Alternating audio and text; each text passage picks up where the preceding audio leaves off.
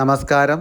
എല്ലാ പ്രിയ plus two തുല്യതാ പഠിതാക്കളെയും ഒരു പ്ലസ് ടു തുല്യതാ സോഷ്യോളജി ക്ലാസ്സിൻ്റെ ഒരു വീഡിയോ ക്ലാസ്സിലേക്ക് സ്വാഗതം ചെയ്യുന്നു.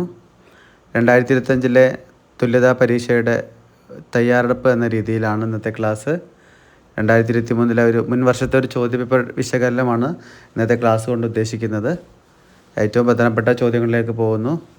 ഒന്നാമത്തെ ചോദ്യം, സമൂഹശാസ്ത്രപരമായ സങ്കല്പം എന്ന ആശയം അവതരിപ്പിച്ചത് ആരെന്നാണ് ചോദ്യം.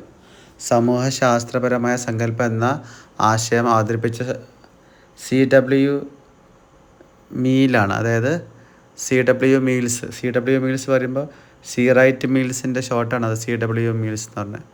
സി റൈറ്റ് മീൽസ് എന്ന ശാസ്ത്രജ്ഞനാണ് സമൂഹശാസ്ത്രപരമായ സങ്കല്പം എന്ന ആശയം അവതരിപ്പിച്ച ആളെ പേരാണ് CW മീൽസ്. രണ്ടാമത്തെ ചോദ്യം, ഇന്ത്യയിൽ ഡാഷ് വർഷം കൂടുമ്പോഴാണ് സെൻസസ് കണക്കാക്കുന്നത്? 10 വർഷമാണ് ഉത്തരം. 10 വർഷം കൂടുമ്പോഴാണ് ഇന്ത്യയിൽ സെൻസസ് കണക്കാക്കുന്നത്. മൂന്നാമത്തെ ചോദ്യം, പ്രബല ജാതി എന്ന ആശയം മുന്നോട്ട് വെച്ചത് ആരാന്നാണ്? പ്രബല ജാതി എന്ന ആശയം മുന്നോട്ട് വെച്ചത് MN ശ്രീനിവാസാണ്. നമ്മുടെ ഓപ്ഷനിലെ ആദ്യത്തെ ഓപ്ഷൻ MN ശ്രീനിവാസാണ്. പ്രബല ജാതി എന്ന ആശയം മുന്നോട്ട് വെച്ചത് MN ശ്രീനിവാസാണ്. നാലാമത്തെ ചോദ്യം, ജനസംഖ്യയെക്കുറിച്ചുള്ള പ്രബന്ധം എഴുതിയത് ആര്? ജനസംഖ്യയെക്കുറിച്ചുള്ള പ്രബന്ധം എഴുതിയത് ആരെന്നാണ് നാലാമത്തെ ചോദ്യം. ഉത്തരം റോബർട്ട് തോമസ് മാൽത്തൂസ് ആണ്. റോബർട്ട് തോമസ് മാൽത്തൂസ് അദ്ദേഹമാണ് ജനസംഖ്യയെക്കുറിച്ചുള്ള പ്രബന്ധം എഴുതിയ ആളുടെ പേര് റോബർട്ട് തോമസ് മാൽത്തൂസ്. അപ്പോൾ നമ്മൾ 4 ചോദ്യം എഴുതിയിട്ട് കഴിഞ്ഞു. നമ്മുടെ ചോദ്യപേപ്പറിൻ്റെ ആദ്യത്തെ ഭാഗത്ത് പോലെ വൺ വേർഡാണ്. Part 1 one word ചോദ്യോത്തരങ്ങളാണ്. 9 എണ്ണം ഉണ്ട്. അതിൽ നമ്മൾ ആദ്യത്തെ 4 എണ്ണം ഇവിടെ പറഞ്ഞു കഴിഞ്ഞു. ഇത് 2023 പ്ലസ് ടു തുല്യതാ സോഷ്യോളജിയുടെ ചോദ്യമാണ്. ആ ചോദ്യ പേപ്പറാണ് നമ്മളിന്ന് 2025 പരീക്ഷയ്ക്കുള്ള തയ്യാറെടുപ്പിലേക്ക് ഉൾപ്പെടുത്തിയിരിക്കുന്നത്. ചോദ്യം ഒന്നുകൂടെ പറയാം. സമൂഹശാസ്ത്രപരമായ സങ്കല്പം എന്ന ആശയം അവതരിപ്പിച്ചത് CW മീൽസ്. ഇന്ത്യയിൽ 10 വർഷം കൂടുമ്പോഴാണ് സെൻസസ് കണക്കാക്കുന്നത്. മൂന്നാമത്തെ ചോദ്യം, പ്രബല ജാതി എന്ന ആശയം മുന്നോട്ട് വെച്ചത് MN ശ്രീനിവാസാണ്. നാലാമത്തെ ചോദ്യം, ജനസംഖ്യയെക്കുറിച്ചുള്ള പ്രബന്ധം എഴുതിയത് റോബർട്ട് തോമസ് മാൽത്തൂസ് ആണ്. ഈ 4 ചോദ്യം മനസ്സിലായെന്ന് കരുതുന്നു. അഞ്ചാമത്തെ ചോദ്യത്തിലേക്ക് പോകുന്നു.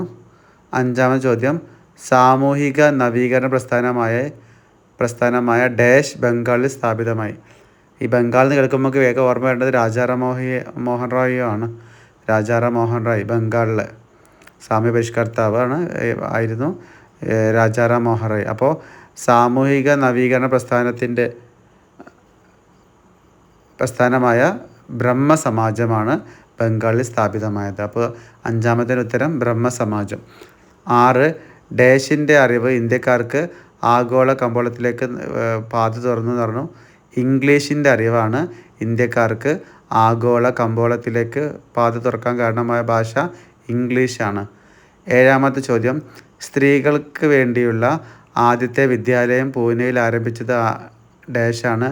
ജ്യോതിബ ഫുലെയാണ് സ്ത്രീകൾക്ക് വേണ്ടിയുള്ള ആദ്യത്തെ വിദ്യാലയം പൂനെയിൽ ആരംഭിച്ചത് ജ്യോതിബ ഫുലെയാണ്. എട്ടാമത്തെ ചോദ്യം, ഇന്ത്യയുടെ ധനകാര്യ തലസ്ഥാനം അറിയപ്പെടുന്നത് ഏത് നഗരമാണെന്നാണ്? മുംബൈ ആണ് ഇന്ത്യയുടെ ധനകാര്യ തലസ്ഥാനം അറിയപ്പെടുന്നത്. ഇന്ത്യയുടെ ധനകാര്യ തലസ്ഥാനം അറിയപ്പെടുന്നത് മുംബൈ ആണ്. ഒമ്പതാമത്തെ ചോദ്യം നോക്കൂ.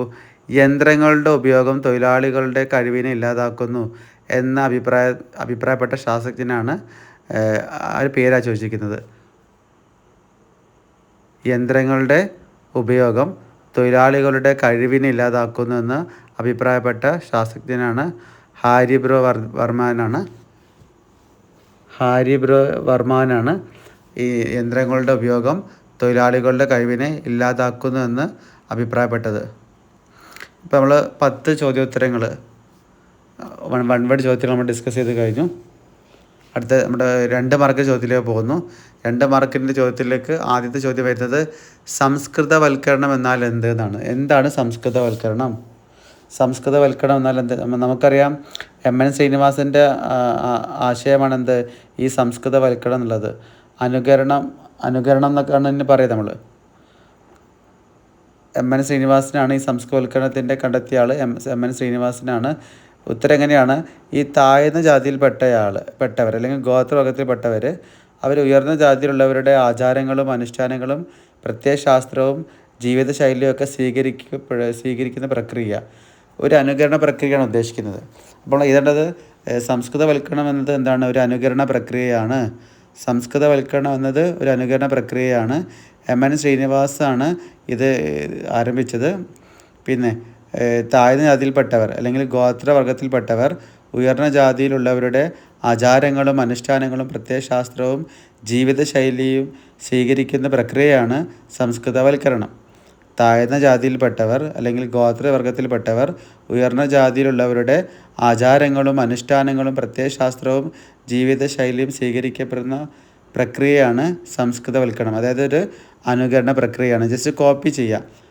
അതായത് താഴ്ന്ന ആളുകൾ മുതിർന്ന ജാതിയിൽപ്പെട്ട ആളുകളുടെ പല കാര്യങ്ങളും കോപ്പി ചെയ്യുക, അനുകരിക്കുക. അതാണ് എന്ത് സംസ്കൃതവൽക്കരണം എന്നുകൊണ്ട് ഉദ്ദേശിക്കുന്നത്. അടുത്ത ചോദ്യം 12ാം ചോദ്യം നോക്കൂ. സാമൂഹ്യ ബഹിഷ്കരണം എന്നുകൊണ്ട് അർത്ഥമാക്കുന്നത് എന്താണെന്നാണ്. എന്താണ് സാമൂഹ്യ ബഹിഷ്കരണം?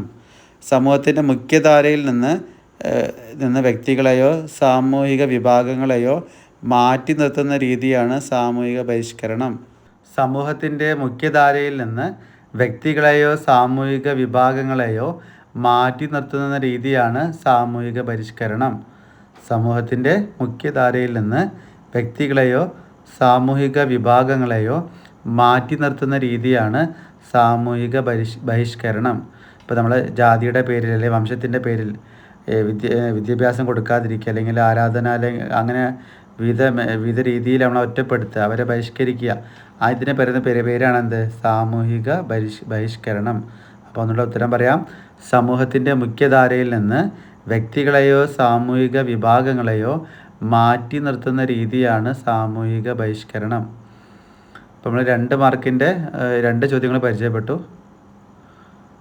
ഓക്കെ, അപ്പോൾ ഈ ക്ലാസ് ഇവിടെ അവസാനിപ്പിക്കുകയാണ്. നമുക്ക് ഇതിന് തുടർച്ച അടുത്ത ക്ലാസ്സിൽ തന്നെ അവതരിപ്പിക്കാം.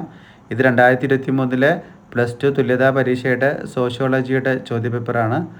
അപ്പോൾ നമ്മളിത് 2025 നമ്മുടെ അടുത്ത പരീക്ഷയ്ക്കുള്ള തയ്യാറെടുപ്പ് എന്ന രീതിയിലാണ് ഇതിവിടെ ഡിസ്കസ് ചെയ്യുന്നത്. എല്ലാവർക്കും നന്നായി മനസ്സിലാക്കാൻ കഴിയട്ടെ. ഈ ക്ലാസ് ഇവിടെ അവസാനിപ്പിക്കുന്നു. എല്ലാവർക്കും നന്ദി, നമസ്കാരം. Thank you.